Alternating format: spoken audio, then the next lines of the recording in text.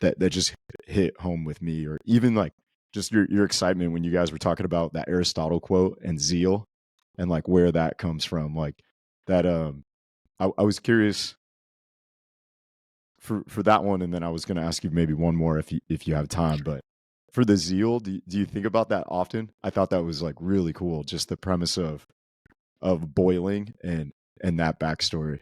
Yeah. So to kind of catch listeners up, Yeah. zeal. If you think of zeal, of someone who's like zealous, right?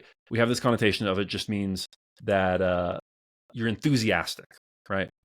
But the word actually comes from Greek zelos, and it meant this idea of emulation. So zeal was actually the feeling that you got when you read about your heroes, essentially. And I had never heard this concept. But I had never heard that word or that etymology. But I felt the feeling, right? I think most people who've studied biography on any level have felt that feeling.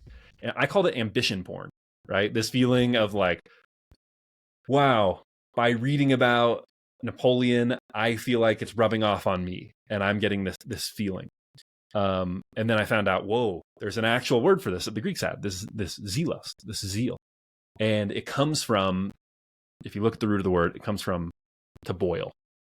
And that's because they say it inspires you, yes, but it also like causes you some pain. And so you have this like feeling inside of like, oh man, I'm excited, but also I'm like anxious and I'm a little bit pained that Walt Disney accomplished so much, and I have only accomplished like a very tiny fraction of that at this point in my life. And so I think that's a really, really powerful feeling and a really powerful concept. And the fact that most people don't know that it is a concept, I think more people could benefit from it. Yeah, I love that. Because I've felt that before. It's like one of the coolest things about art is when someone puts words to the thing that you're trying to describe.